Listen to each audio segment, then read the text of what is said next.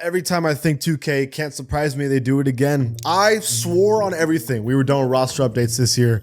They never do roster updates in the playoffs, and they did it after the first round, and I was like, you know what? They're just doing it for the first round. It's a one-off thing. Never get. They did it for the second round. So you know what? I'm not gonna tell you guys this is the last roster update of NBA 2K24 because apparently I have no clue what I'm talking about. Get pasa to the pack. It is Pack here. In today's video, I'm covering the latest roster update of NBA 2K24. I believe it's the 11th. This is going to be of all the teams in the second round and how they performed and their player changes. If you like that kind of content when it comes to player ratings, 2K, and all those kinds of things, join the pack and subscribe, and let's get it, man. First up, we have the Cleveland Cavaliers. They lost in the second round. However, Donovan Mitchell put up a good fight with a +1. Evan Mobley put up a +1. Darius Garland goes -1. Karis LeVert -1. Marcus Morris goes +5. And Sam Merrill -1. What I like about roster updates now that they're doing them in the playoffs is that we can properly see who's where. What I always hated is that a season would end, there would be no more roster updates, and then the playoffs would happen, and you're like, oh my god, like Nikola Jokic isn't just a 96, he's probably like a 99 overall type of player, but you're not going to see that reality until the next 2K when it drops and they do a proper new roster update. Now I can see the Cavs. Donovan Mitchell was that guy. Evan Mobley played very well, and Darius Garland had a bad year. And this is like the best way to really visualize it now with these changes, because the playoffs really show you who's good and who's bad in a season. It's crazy how just 2 years ago, Darius Garland was the best player on the Cavs to now him being the 4th best. And he's only 24 years old. Is ridiculous, but here we are. Coolest thing is Marcus Morris still finding a way to get +1s in the NBA. Good for him. This cheat code of a team, the Boston Celtics, the highest starting lineup rating wise in the history, even higher than the Warriors in 2017. Yes, this has a higher average rating than them. Tatum +1. Jaylen Brown +1, Jrue Holiday +1. The entire starting lineup is at least an 87 overall. Is cheating. Now, I do think when the team is healthy, Porzingis is probably more than just a +1 better than Derek White and Jrue Holiday.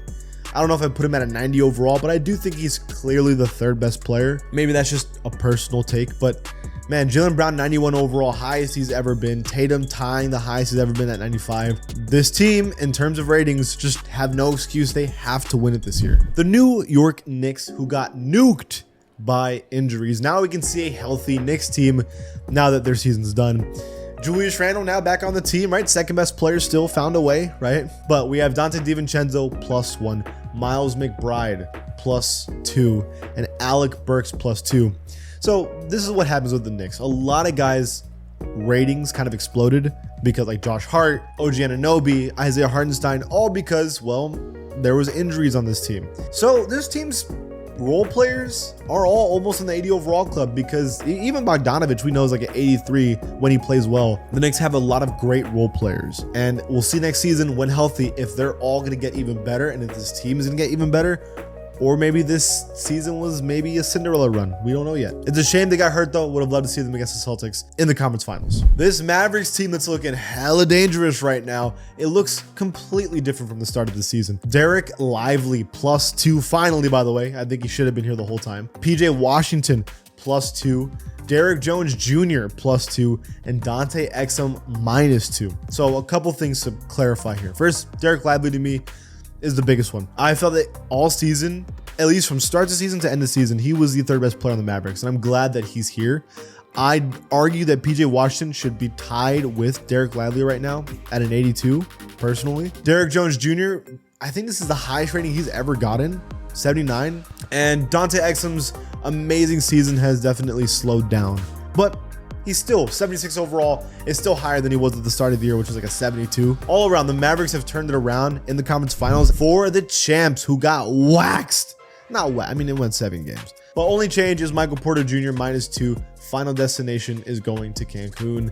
And that's really all there is to say with the Nuggets. Jokic is still a 98 overall, tied with Embiid as the best player at a 98. I know what I just said. Yes, they haven't beat out a 98. Maybe they can bounce back next season, but I do think that Jamal Murray is going to have to play a little better. They probably should have dropped his rating a bit because of that second round performance. Indiana, who is in the conference finals, but already down 2 games. We have Pascal Siakam +2, is actually playing very well in these last, I think, 5 games of the playoffs he's played. Andrew Nembhard goes +2, and then Ben Shepherd +3. So Indiana, other guys are stepping up. Everyone's trying their best to maybe hopefully beat the Celtics, but realistically, it's not going to happen. Pascal Siakam, 90 overall, is the highest he's ever been since he was on the Raptors. Good job to him, back in the 90 overall club. OKC, they were looking so promising all year, but in the playoffs, they failed to beat the Mavericks. Jalen Williams, -1. Chet Holmgren, -1. Josh Giddey, -2. The honest thing about this team is that they're young. They've never been there before. It's too early. 21 years old, 22 years old, 23 years old, and 25 years old. They have never been here before, okay? It's going to take maybe a couple more years. I think Josh Giddey cannot disappear like the way he did in the playoffs. I know that he's been going through some stuff this year and he's been having problems, and he's only 21, but he definitely needs to find out what he's great at and execute on that in the playoffs. OKC's young. They're going to be good soon. And probably the most exciting team right now is the Timberwolves. Even though they lost game 1, they're still looking really good. Rudy Gobert, +1, up to an 87 overall. It's honestly shocking he was ever below this number. Naz Reid, +1, highest he's ever been in an 82 overall. Jaden McDaniels, +1, tied as the 5th best player with Mike Conley. And finally, NAW, +1 to a 77 overall. This team is looking fantastic. Will they make it to the finals?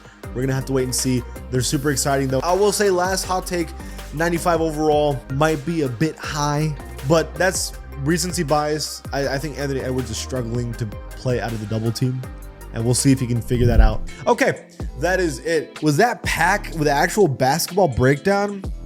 You never see that. Let me know about your opinions about all these ratings in the comments below. And if you like this channel, please give it a sub. I'll see you guys next time.